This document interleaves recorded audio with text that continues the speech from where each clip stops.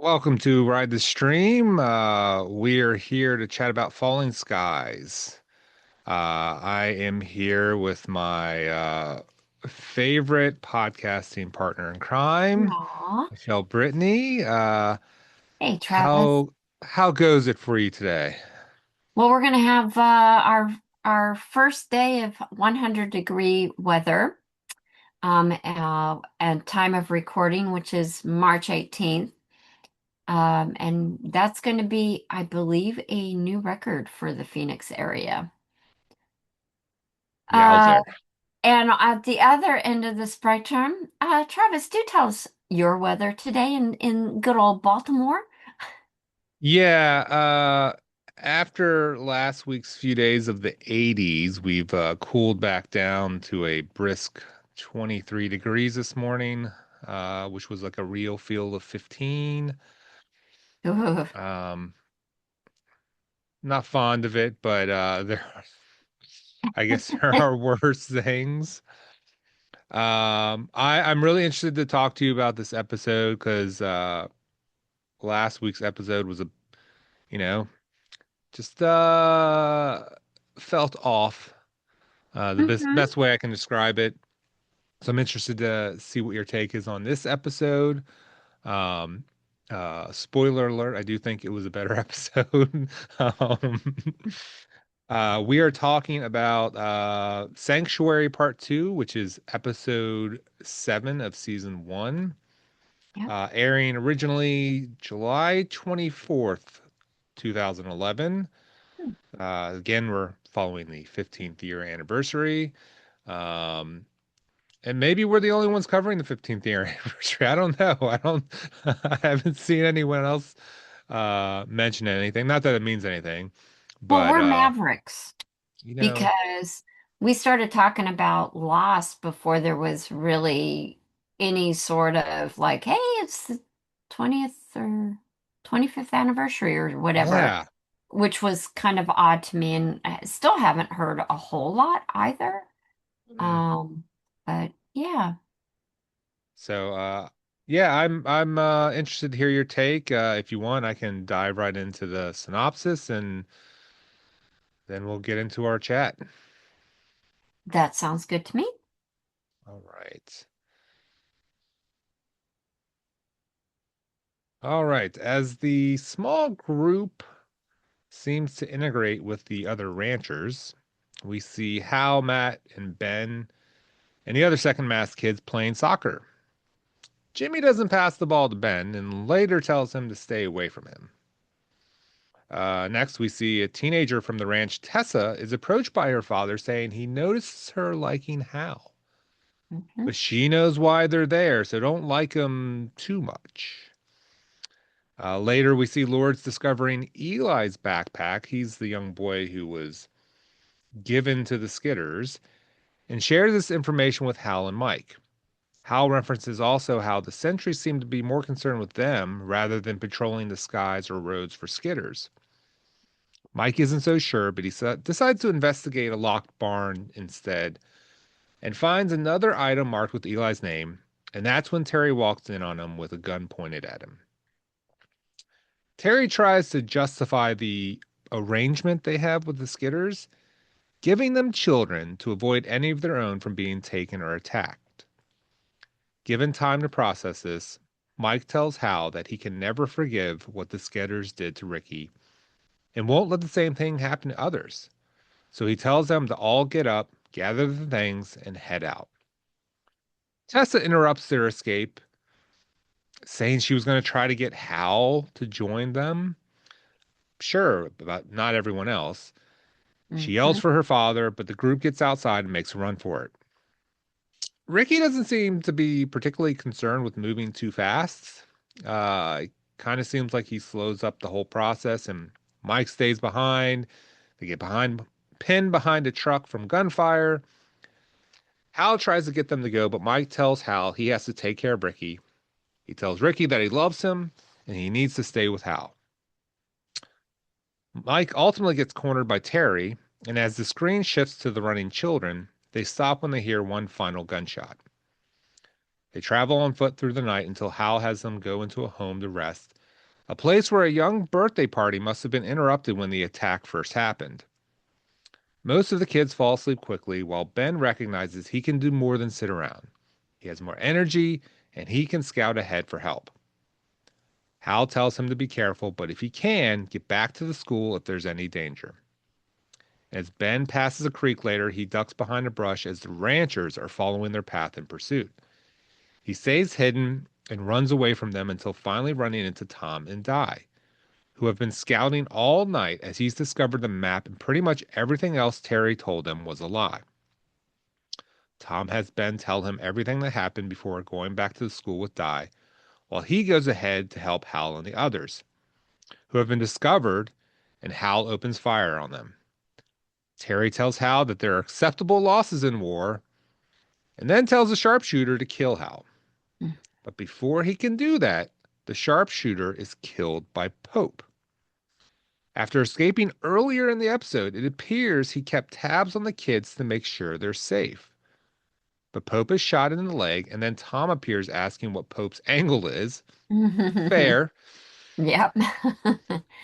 Pope says it's a little messy, but he says there's nothing he hates more than those who make deals with the Skidders. Tom takes Pope's clip, tells Terry to hold his fire and that he's coming out, and also lies and said that Pope is dead. He tells Terry he knows the orders from Porter are fake because he actually talked to Porter and he's on his way. A bluff, maybe? Terry captures Tom, recaptures the kid after Tom calls him out, and Hal asks why he did that. Tom tells him first rule of combat is survive. When they reach the camp, the kids are separated again, but Weaver and company come out blazing, killing several ranchers before they surrender their weapons. Terry tries to pull a gun on Hal, but Tom kills him. Weaver tells the second mass they can't trust the ranchers and none of them are allowed back with them. He also tells them they can go or stay at the ranch because he doesn't give a damn. But if he finds out they've dealt with the Skidders again, he'll kill every last one of them. Back to the school, Sarah's had her baby with the help of Weaver, who assisted when Yeah, her that came baby out of was nowhere. breached. Yeah. Apparently, Weaver had to do the same thing for his first daughter, who was also breached. They perform a burial for Mike, and Hal shares a poignant eulogy, and Margaret holds his hand afterwards. Ben tells Ricky that he's sorry about his dad, but Ricky says humans can't help killing each other. It's in their nature. And Ben catches that word there and it's like, their nature? And Ricky says, we'd never kill one of our own, and that Ben should understand that. Can we just say that doesn't sound good? Mhm. And that's an episode. um, I will say just briefly, this episode, for whatever reason, just feels night and day different than last week. Last week just was this blip. For me, it just I couldn't follow it, or all of the characters' motivations or responses seemed out of sync. For me, this episode kind of fell back in line with what I expected from the characters. How was it for you approaching this episode? Yeah, I would agree. I think that it was better. I think there was still a little bit of, off-kilter stuff going on. Like I really feel that when Terry's talking to Mike, maybe it was just me, but I did feel like there was a little bit of confusion as to what was really going on. Did Porter know anything? Was he aware of the, secret arrangement?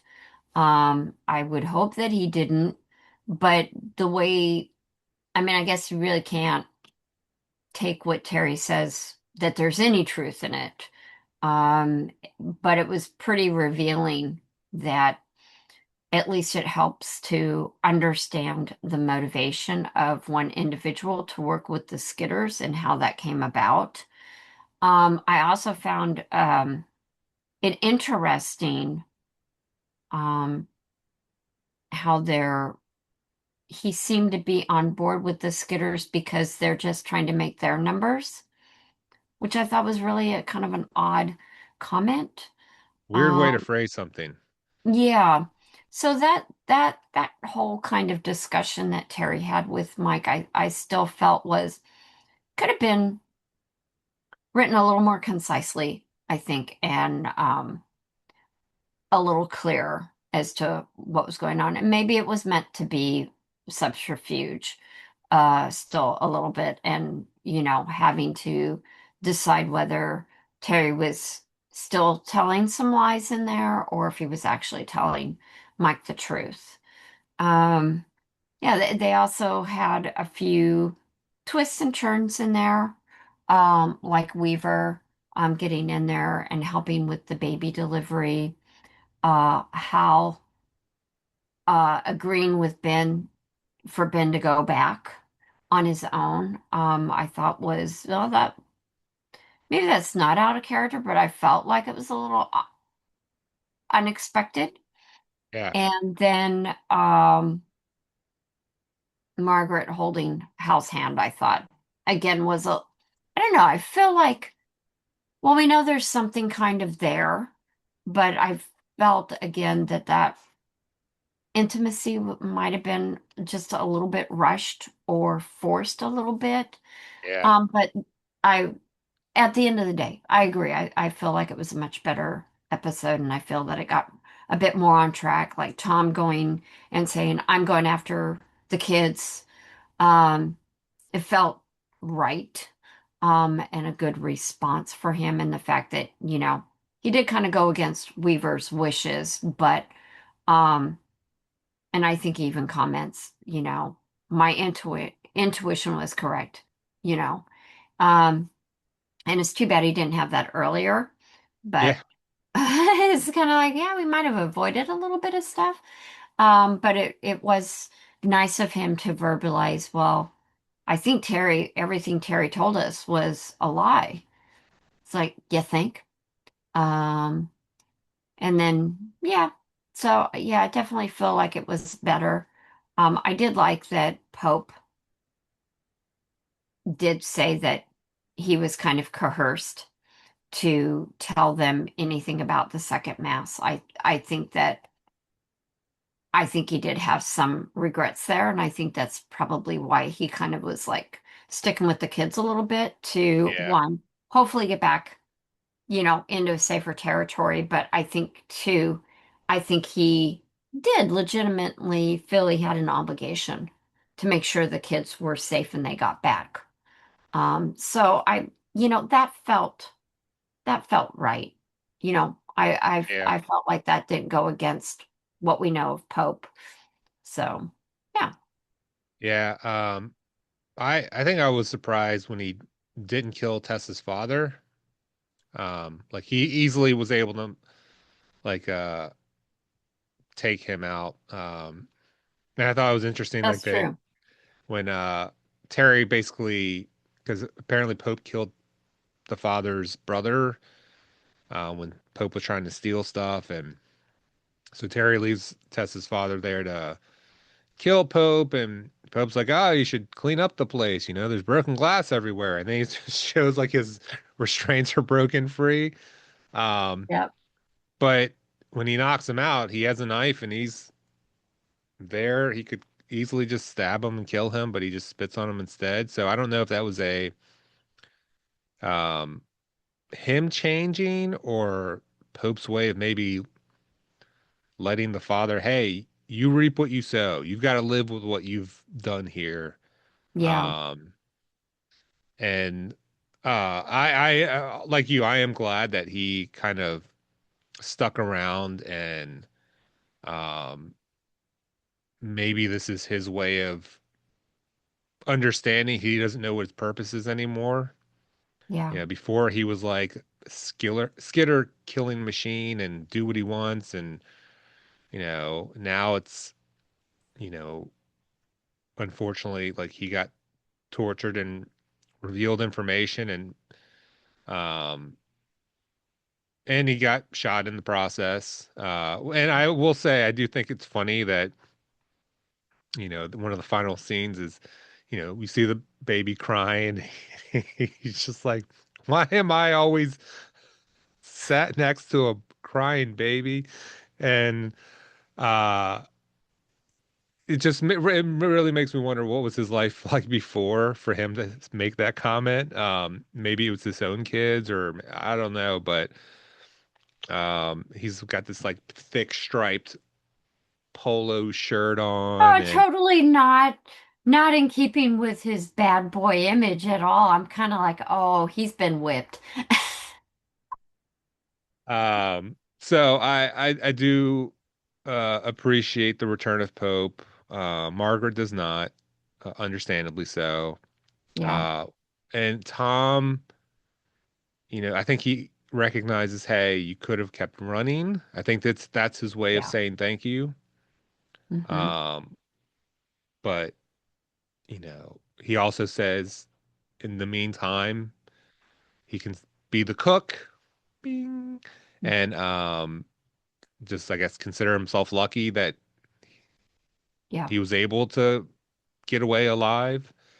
Um, Yeah, they did. He did have that comment when he was still being held at the barn that he could smell the broccoli and it was being boiled, and he's like, yeah, you're ruining it. oh. Yeah.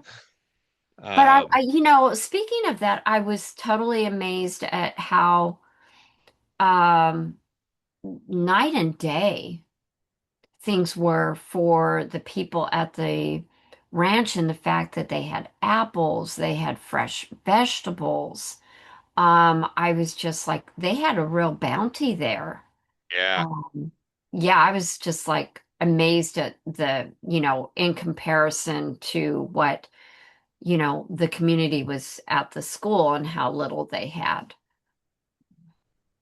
yeah. And I'm assuming it's just because they were allowed to stay and forage without worry of being found or discovered. It it does seem like it's kind of like the uh what's the old fairy tale or grim fairy tale of like the gingerbread house or the kids being, you know, brought into eating inside the house before they're boiled. I can't think of Oh, what story that Hansel and is. Gretel. Yes. So it almost made me think of that with, Mhm. oh, you want we want them to be comfortable here, we want them to not think of anything wrong before they get disappeared into the Hmm. skitter's hands. So very interesting. Um, Okay, I so sorry to interrupt, but it just made me think of, did you not feel it was a little odd that somehow Eli got separated from his folks? Because I thought, and I could be wrong, and I should have gone back and looked at the prior episode, but I thought when they took off, all three of them were together. The father, the mother, and Eli were all together because that's the same group that had um, tried to knock over Annie's med cabinet. And I yeah. thought, how is it that Eli is suddenly without parents? Where did his parents go? I thought that was like a little bit of a loose end, and that did feel a little bit forced as well. So my thought on that is because I know last week we talked about, oh, were they a plant by Terry and company? Hmm. Uh, and so my thought after seeing that was, oh, perhaps they were part of the second mass and they just went crazy and decided to leave. And then Terry, after stopping them and telling them they can leave the medicine and go, maybe that was his uh, way to get another kid. My assumption was that they essentially got captured by ranchers and the parents were off like the guards, the 82nd Mm. guards were off. That's how I Yeah. took it. Oh, yeah, they didn't have any problem killing people. Yeah. Because like when Pope escapes and he grabs an apple and notices that the two soldiers who were accompanying the group, who were supposed to have been, who were escorted the morning that they were playing soccer, Mm-hmm. and then Yeah. so Pope discovers them the next morning. Um, yeah. Last episode really like between this episode and like the storytelling, like if you're a soldier, I know you're supposed to like follow orders. Um, Mm-hmm. but if something doesn't make sense, um, so I mean, even in this episode, Weaver was saying, "Oh, we went with all we knew we had." It's like, yeah, but only one person was telling us what Mm-hmm. that supposed story was. So maybe this will be a uh, point of order for future directives to say, okay, we have to verify. We have to like Yeah. vet the information to make sure that what we're getting is actually true. Because Tom and Di, they spent all night searching Mm-hmm. the various areas, and none of the information Terry told them was accurate. So it was like, well, we have no idea where the kids are. Yeah. Um, and they And got no lucky. third mass either. It seems like they dissipated, and that was a bunch of bull. Yeah, that makes me wonder, was the third mass just not where Terry said they were going to be? Is there no more Yeah. third mass? Yeah, the other thing too that had me concerned that I didn't remember on the first watch through, I didn't think about the implication of the fact that Terry's agreement with the Skitters was that they were going to be getting all these kids from second mass. And now that's not happening, and there's no Terry. So, how many days does the community at the school really have? And I mean, Weaver even mentions that, well, they probably got a couple of days before the alien's going to be coming Yeah. or figure it out what's going on. And which makes me wonder, I'm assuming that means they have to move on. Yeah. Um, and with the Terry's description of what happened, he described the Skitters coming after them like locusts and just completely pulling them apart, and they'd have to attack and retreat or defend and retreat and defend and retreat. And Yeah. um, the description of being annihilated in that way obviously is disturbing, but in the Mhm. same breath, I think, got to give credit to Mike, who, you know, he knows firsthand what they're doing to the kids, and Yeah. um, how drastically um, different that can affect the kids. I mean, the difference Yeah. between Ricky and Ben, I think, is night and day. Um, Yeah. and maybe because Ricky was so sick that whatever drugs were being pumped into his system maybe cured him, but didn't give him the uh, same energy and strength that it gave Ben, maybe. That's the only thing I can think of. Yeah. Um, because Ben seems to be able to run all night, no problems, and Ricky just seems like, you know, maybe like a regular kid who's not in shape, but he also got cured of his ailments. So, um, and I know when I wanted to touch on that a little more, if you don't mind. The third No. question I had was about Ricky, his behavior, um, and wanted to get your take on that because I do find it really interesting that he and Ben are so different, Um, like Mike gave a description of Ricky that he never complained when he was sick, not even once. And he also said something that I was surprised. He said that Ricky could make him laugh like no one else, and like we don't see that from him.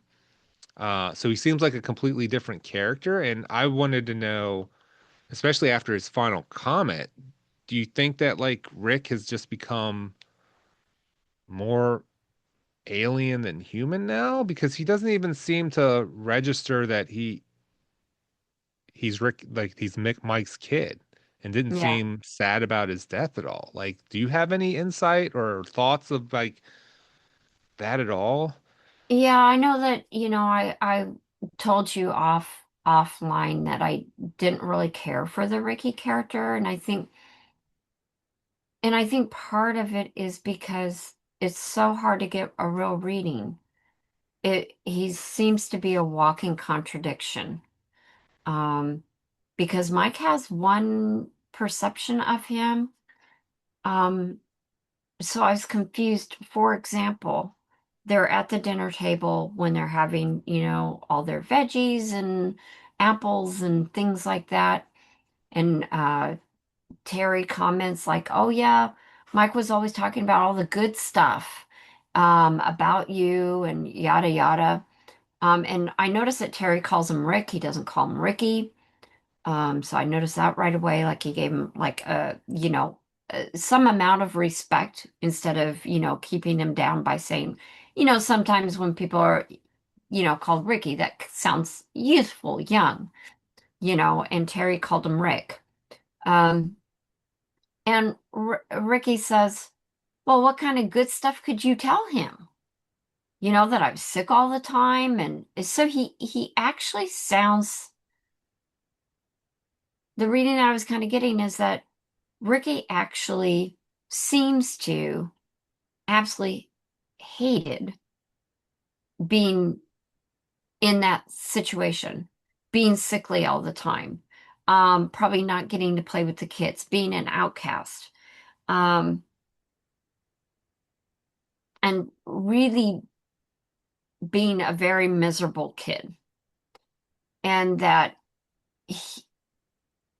him being harnessed created a more healthy kid, but he still has all that baggage. And I think that's part of what has been a struggle for me to really kind of read him as a character because he Yeah, is so different from Ben. And I think, I keep hoping that he'll be a little more like Ben, that he'll kind of snap out of it, so to speak. he does seem Um, like he's in a daze. he does. And that makes it so hard to read him and even to feel empathy for him. And I think that's, when I was telling you that I didn't care for him as a character and I just really was struggling with him, I think that's part of it is that he is so detached. And I mean, he doesn't even want to be I grouped as a human. He really Yeah, identifies as with his alien component. They healed him. Um, and maybe he works. I mean, he looks like a healthy child. But he still has all the emotional baggage that doesn't change. So even though he can be a healthy kid, he still has a lot of emotional issues that he's dealing with that yeah, I think kind of stunts him from being able to like kind of get past it. Whereas Ben has a loving family. He, has his dad read to him. It's just a whole different kind of relationship. So I think that the animosity that Ricky has for his dad is also a struggle. That even though it wasn't a great life for him and he had health issues, it's almost like he's blaming his dad. yeah, And you can't really blame the dad. I mean, yeah, the DNA, but still, at the end of the day, it's not like Mike says, I want an unhealthy child, that I can, dote on. I don't want him to ever not be dependent on me or, whatever, whatever kind of weird thing. Yeah. So I just really struggled, and I continue to struggle with Ricky as a character. And I think it is because it's hard to have empathy for a kid that is, like you said, kind of in a dazed state. Um, and the things that he says are things that you're kind of like trying to understand why he would say that. So he is kind of a conundrum of a character. And I think that's why it is challenging, because we can't really identify or have empathy for what the plight of his situation is. Yeah. I think that final conversation at the end of the episode with Ben was really revealing because it's just like he describes how he doesn't understand how humans can just kill each other. Hmm. And like you said, describing it that way makes it sound like he doesn't feel human or that he doesn't perceive himself that way. Um, and it's such a weird way. I'm not saying it's wrong. I'm saying it's just a weird Hmm. approach to that familial relationship. And, there's always, different problems or issues that come up with parents and kids, but this seems so different because it's being influenced in a way that we can't necessarily understand Hmm. because of the harness and the relationship that they have with communicating on a level that we're not aware of. And, but like his persona is so spaced out. Hmm. Like when they're in the house and Jimmy asks him what he's doing, he just says, "I'm waiting." And it's Yeah, creepy. um, do you have a sixth sense? And it's almost like he's just waiting to go back to the Skitters. Hmm. Um, and maybe he would be happy again there. I don't know, but um, yeah, it Or a definitely sense of lingers. purpose, maybe. Like he doesn't Maybe. really have one where he's at. He doesn't fit in. Um, Even Ben doesn't necessarily fit in, according to Jimmy, although that does change at the end, thank Yeah, goodness, because Ben is way different and much more adjusted. And even though he had a harness, he doesn't seem to have really any sort of affinity or association with the aliens. yeah. Yeah. I was happy that Jimmy kind of reconciled those feelings towards Ben at the end, where he thanked him for coming back to him and Yeah. gave him like a soccer ball as if a gesture to say, "Hey, I see you. I'm going to pass the ball to you." Yeah. Um, so I like that. Um, just because last week's episode where the hatred towards the harness kids who were back just seemed so out of left field, where it was so heavy. Um, but I think if you're up for it, we can take a quick break and then we can come back to our other two questions. Sounds good. So, if you're following along, watching or having us in the background, if you're watching Falling Skies, let us know in the comments. Do you have a favorite character from this episode? Is there a favorite scene that you have? And we'll be right back after a word from our sponsor, which is us. Hey everyone, thanks for watching Ride the Stream. Michelle and I are happy to have you along. If you have the opportunity, please like this video, subscribe, leave a comment. But I want to give a special shout out to Michelle and her YouTube channel. She has been posting flip through videos where she's highlighting some of the crafts that she's been creating. Hashtag junk journals. Um, I think if you go over there, you'll see how she's putting those items together. It's really fun to watch and see the finished product. Big fan of how creative she is and what she's able to do. So if you can go over, the link to her YouTube channel is in the description. It'd give her a big boost to see more subscribers. So if you can do that, if that's the one thing you do today, that would be amazing.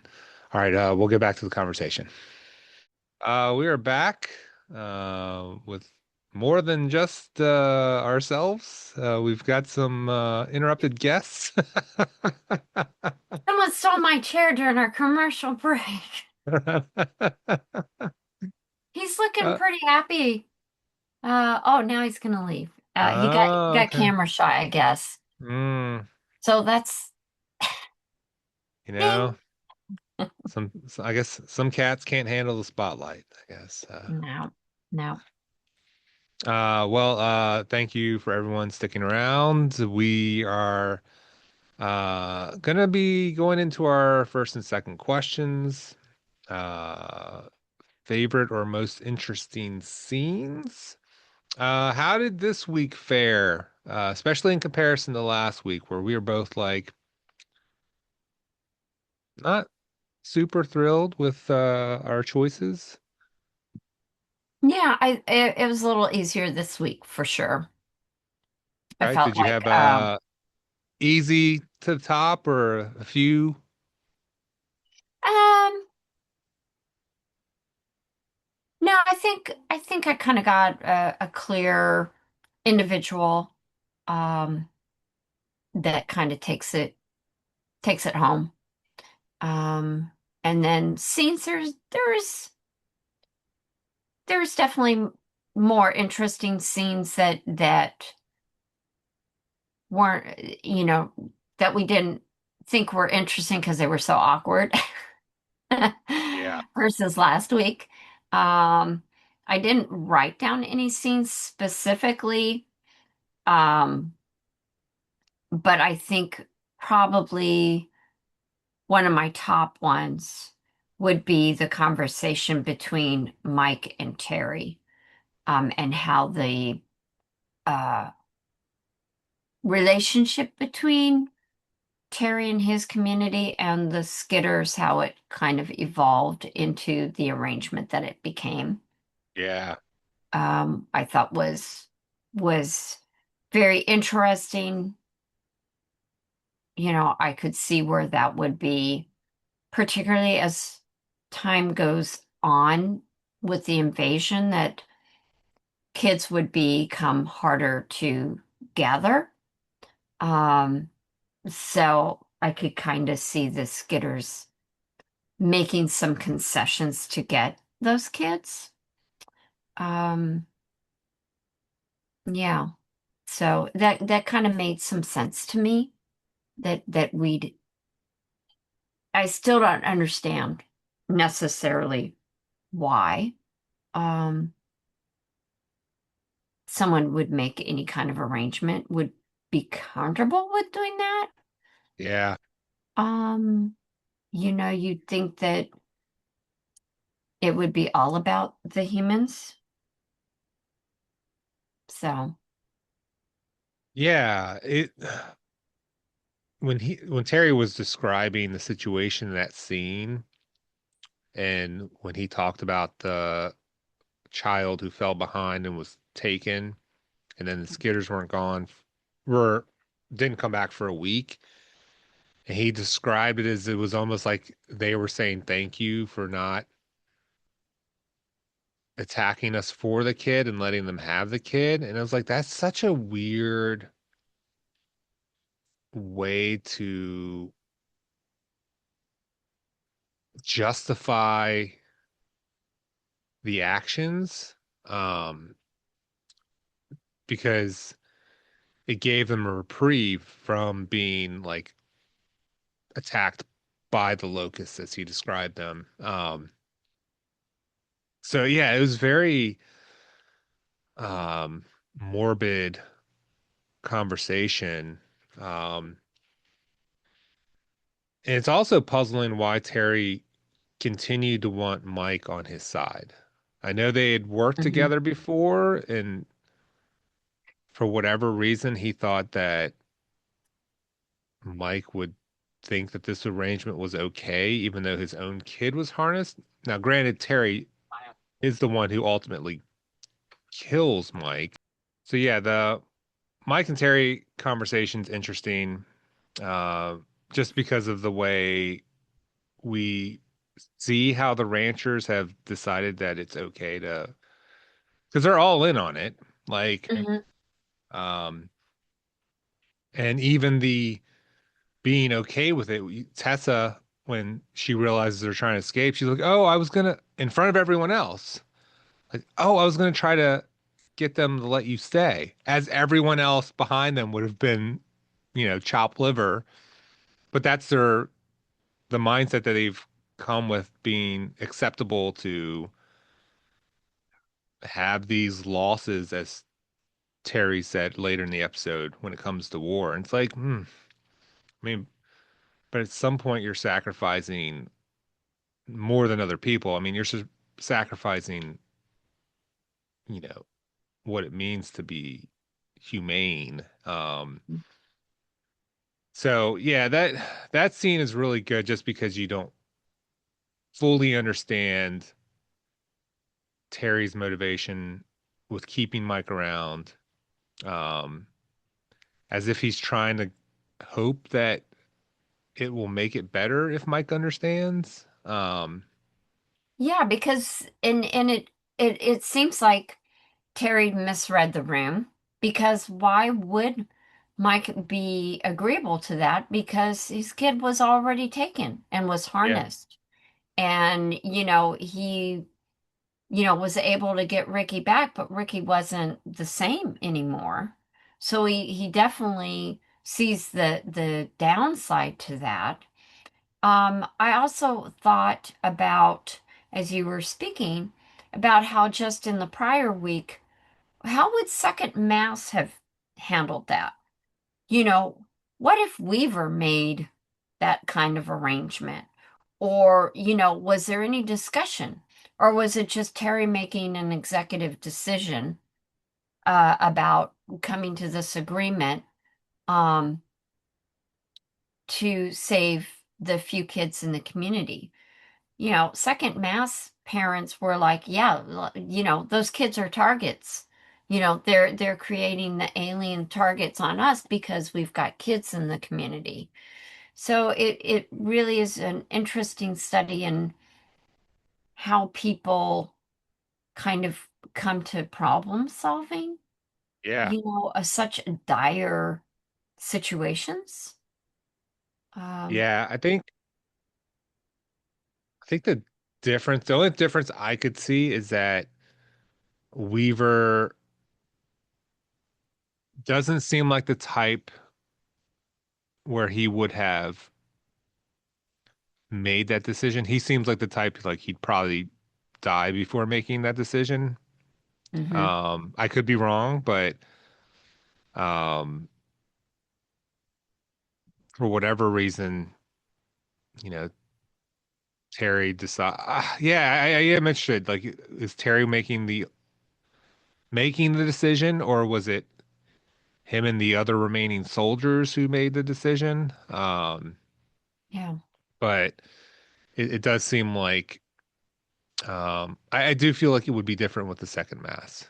I don't think it would ever get to that point. I know Tom says, in combat you have to survive first. But I don't know. I just don't know if that would be the path the second mass would take. I think they would probably try to some extreme measure to hold off the skidders while everyone else tried to escape. Yeah. Um, so um, I will say one of my favorite scenes was the follow up to that, where Mike is holding off Terry and the rest of the ranchers because, Mm-hmm.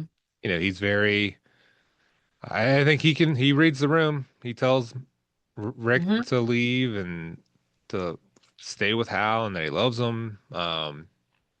I think Hal can kind of read what's going to happen too.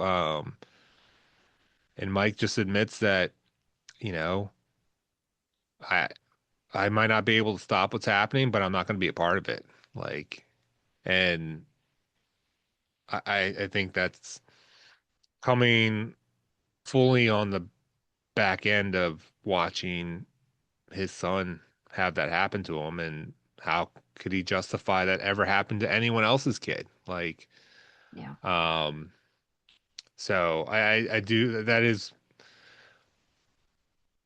I'll probably say that's my top scene. Um, Mm-hmm. because even when he's fighting the ranchers, the Tessa's father is like, "Oh, what is this? A line in the sand? You think you're better than us?" And it's like, what a stupid argument. Like you're giving up kids to save your own ass. Mm-hmm. Like what line in the sand makes it okay to justify that? Yeah. Um, so yeah, I think that scene also just highlights how crazy the world has gotten in that, Yeah. beyond Pope's initial gang, like you have supposedly reasonable people with kids doing this dastardly deed of taking kids and giving them the skitters. So, um, Yeah. I was pretty trying to awful. yeah, and I was trying to think if they've shown in any instance where the Skitters have killed each other or a mech killing a Skitter or anything like that, and I couldn't think of any situation. However, we have seen a Skitter give the order to execute children in front of Hal. Um, and if we were to, yeah, that's basically, another species. So I'm like, I'm, I keep going back to Ricky, talking about how he doesn't understand how humans can kill each other. Probably doesn't under, also probably doesn't understand why Terry would do what he did to give up a bunch of kids just for his own safety or the safety of a small community so that they might survive. Um, and ultimately, like you said, drawing a line in the sand, how's that really any sort of rational argument any more than Terry saying, well, we're going to make this agreement? Do you really think that in the long run that that's going to be a viable solution um, to your situation? And in a larger scheme, I wondered about, are there other people that are making the same sort of arrangement throughout Yeah. the world? Not just us, or not just, Terry. Um, so yeah, I thought the introspection of being human and what it means to be human, an interesting theme as well. And the fact that it does seem so easy for one human to kill another. I like true crime. So, Yeah. you end up watching a lot about, the not great angle of humanity that can do such violence to others instead of having compassion and peace and empathy. Um, so, yeah, I do at the same time understand the confusion about why why would you do that to another Yeah. human, you know? Yeah. So pretty sad, actually. Are And there any other scenes that you can think of that stood out to you? Because I think um Yeah, I like the conversation between Tom and Pope, um, because I finally got that, Tom was basically, let's live for another day. Let's choose the battle wisely. Um, and he was hoping that Weaver would be at the ranch. So, I actually like that exchange that Tom had with Pope. And the fact that, he wasn't going to kill Pope. That Ding. this everybody is Pocky. Pocky doesn't Mm, show up on screen very often. She's my littlest girl. She's very healthy, but she's my little baby girl with the little anime manga eyes. Anyway, um, I did like that exchange between the two of them, and the fact that Tom didn't shoot Pope, gave him the opportunity to speak and didn't immediately jump to conclusions or anything like that. And it could be because he actually saw Pope shoot the shooter that was going to shoot Hal. yeah, Um, maybe. so I did like that the way that went down. I thought I was happy to see that. Because I didn't want to see Pope get killed. But I, definitely didn't want to see like Hal getting shot. And, it was just kind of another nail in the coffin, so to speak, with regards to Terry and the extent that he would go. Yeah. Um, I just, I thought those were good climactic scenes, kind of finishing up the episode to see those. So, I did like that exchange. And, um, how did you feel about when Tom did shoot Terry? Thoughts on Um, that moment? I mean, I don't know what else he was supposed to do in that moment. Um, because it looked like he was pulling the gun and the only person nearby was Hal. Yeah. Um, so I don't know if he was going to try to take Hal hostage or what, but um, it did feel like a um, rock and a hard place decision. Like I don't like, or no, that's not true. Like the only decision seemed like it was like if I don't shoot him right now, is he Hmm. going to kill Hal? Yeah. Um, or if he gets away with Hal, will he barter with the Skitters in some way? Yeah, it was very, um,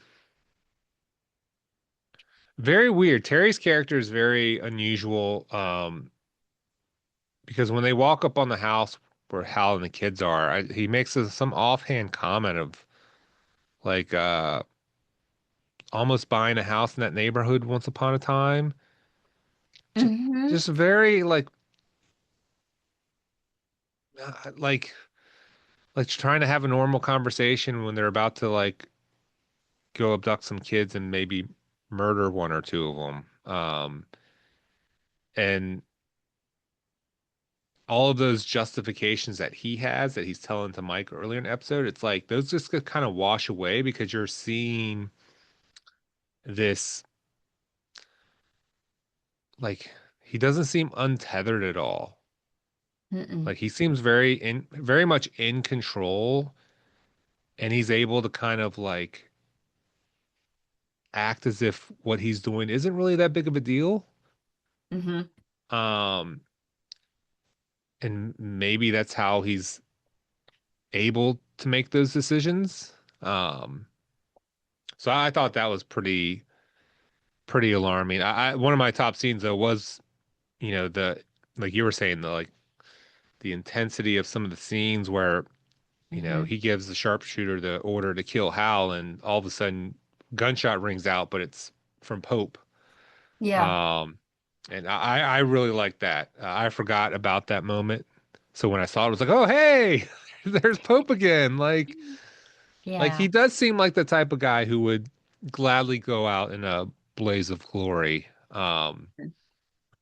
So I do like that Tom took the initiative, like took his clip, you know, Yeah. told Terry that he was dead, Yeah. basically telling Pope to shut up and let me handle it. And um, because again, we've talked about Pope's character. There is kind of this, you hope for those redeeming qualities or likability, and he does have that. So I definitely would rather see him around more often than not. So Yeah. um, yeah, that whole sequence around the house was, I think, really well done. Yeah.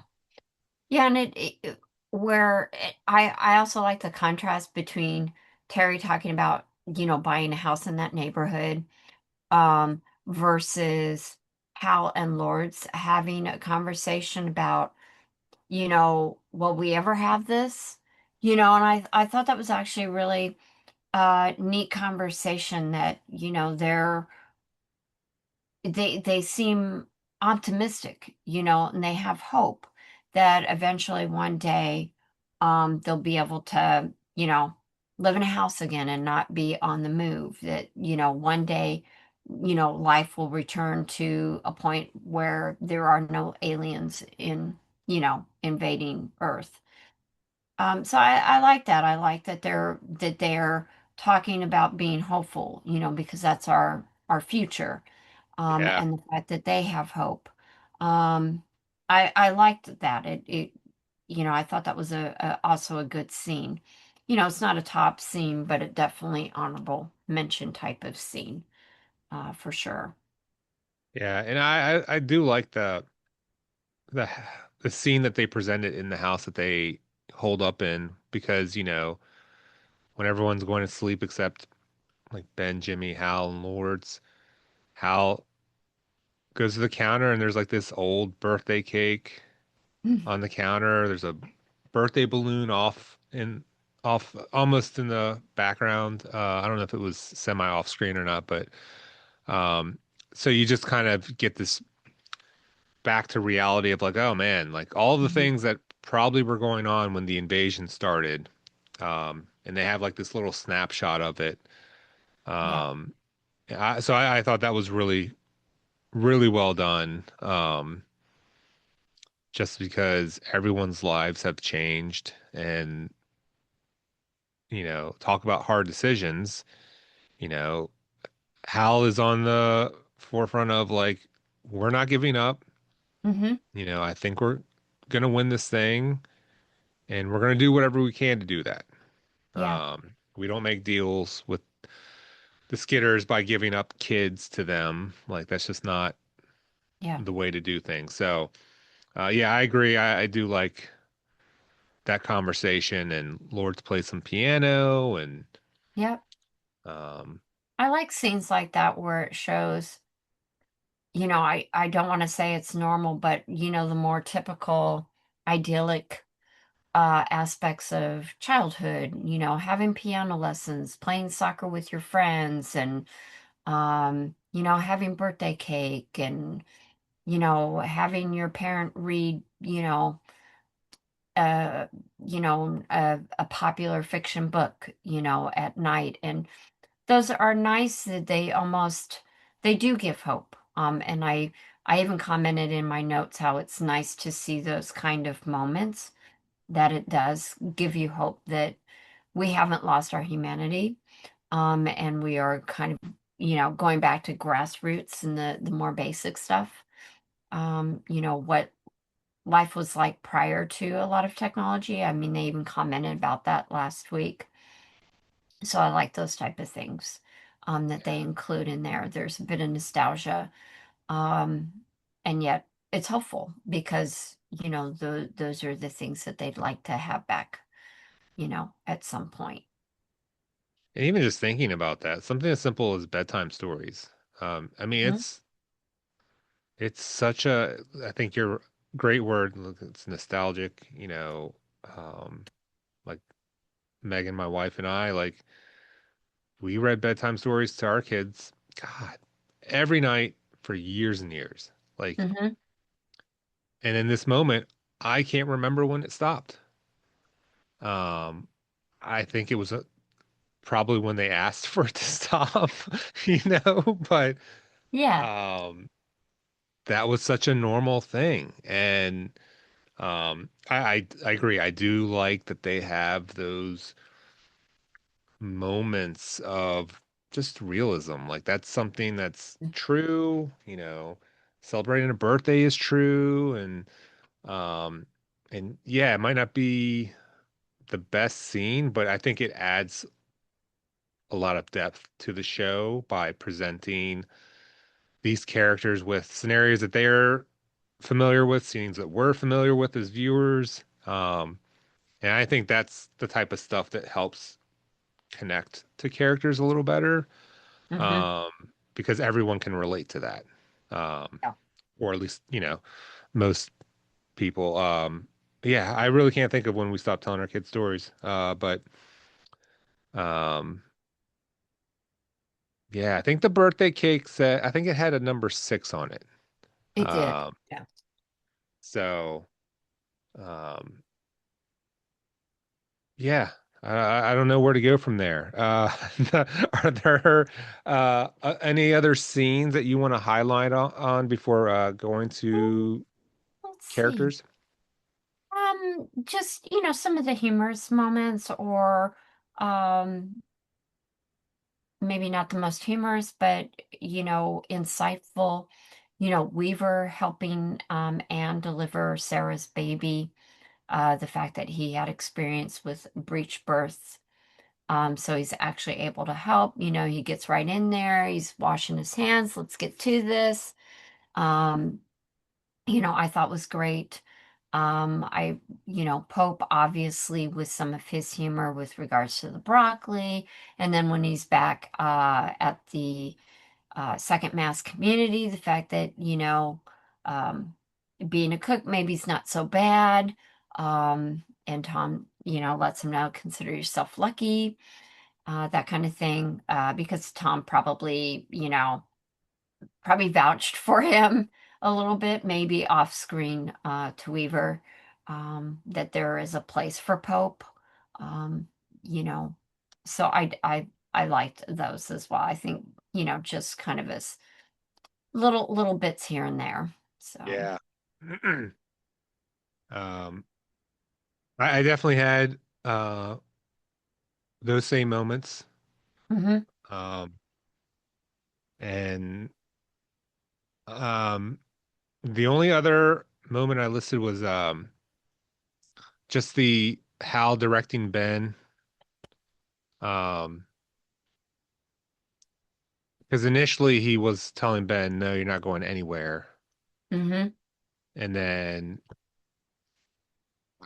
then Jimmy kind of says, "Oh, we're gonna find a safer place." Maybe saying, "Oh, is he assuming that Ben would go back to the Skitters on his own?" I don't know, but Yeah. that's when like Hal kind of says, "No, he's not gonna go anywhere except to school." Hmm. And so it's almost like he took the role of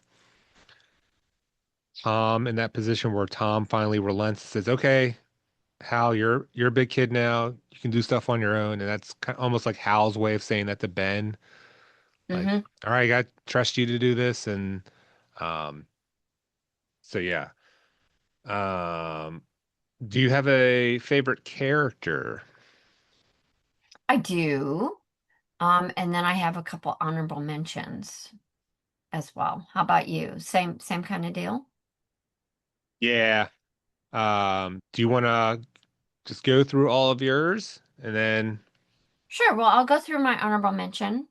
So I had two honorable mentions, and I felt that Tom and Hal, you know, deserved honorable mentions. Probably Hal a little bit high. I don't know.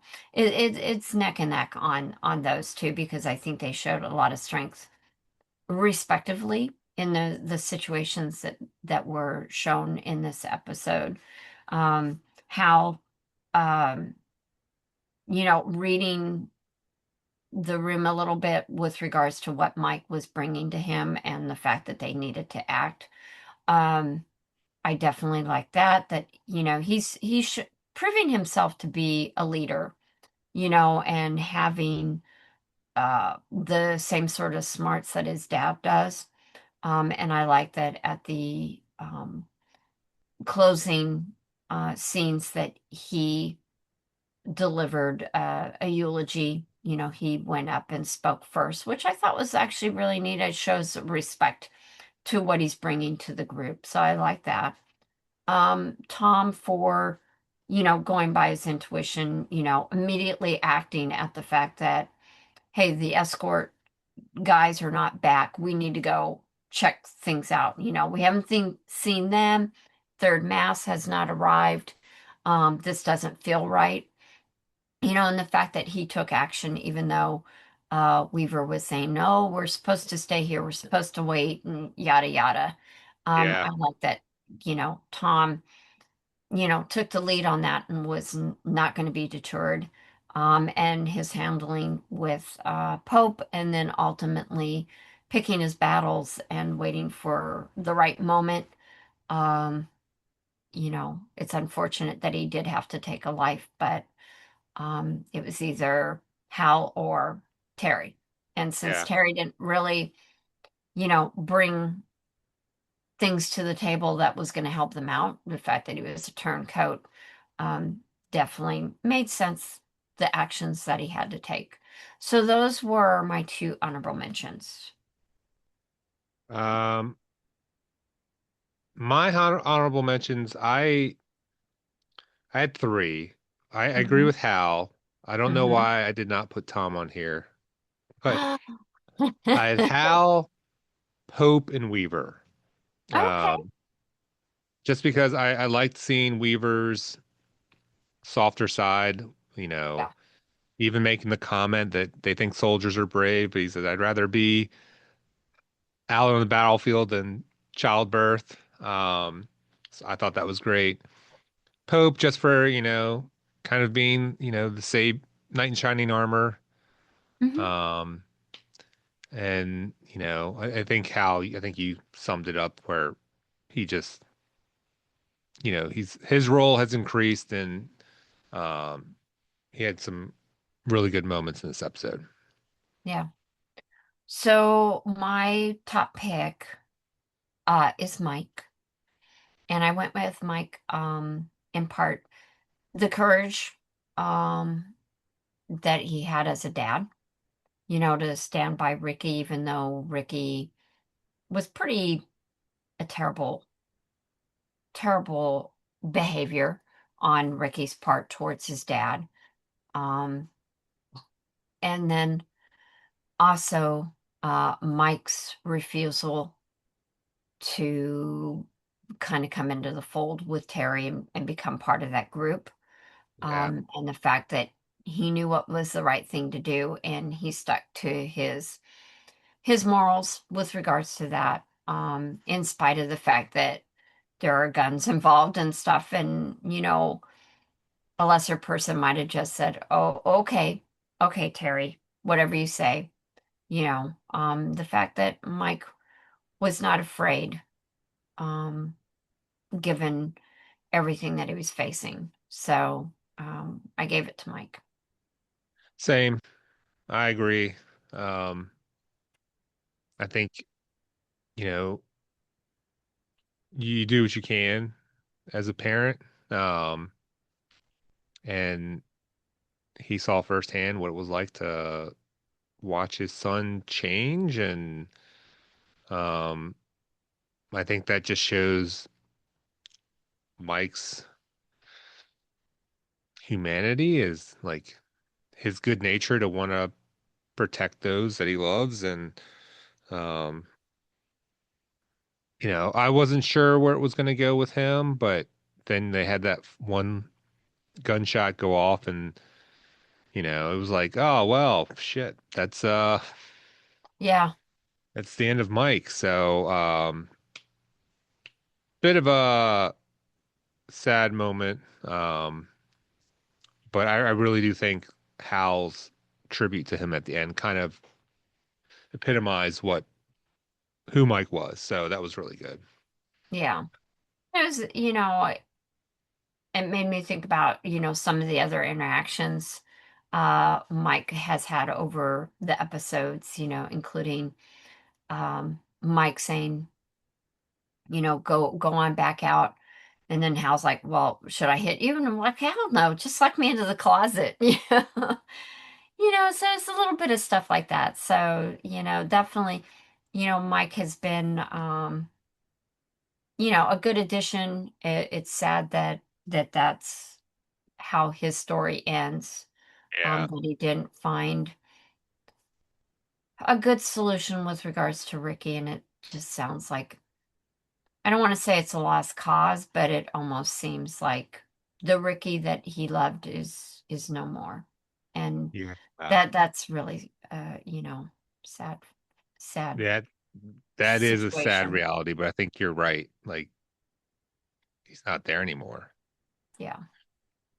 Um, well, I guess we will wrap up the episode. Um, thank you to everyone for watching. If you can, please like and subscribe. Hit the notification bell. Um, we do our darndest to post our videos every Friday at 9 a.m. Eastern Standard Time. Um, and if you have any thoughts on what you'd like us to cover when we're done with Falling Skies season one, let us know. We've got a huge list growing. Yeah. And I guess We're until not next opposed to time, bouncing around a little bit, and trying out other series. Or if you feel real strongly that you want us to continue on Falling Skies and go into season two. They're not very long. I think each season's like maybe about 10 episodes, so it's yeah. not too much of an investment of time to do another season, but we'd love to hear your thoughts about that as we start to wrap up season one. And definitely write in the comments if you had a favorite character that wasn't one of the ones that we mentioned, or favorite scene. And yeah, comments. All right, everyone. We'll see y'all next time.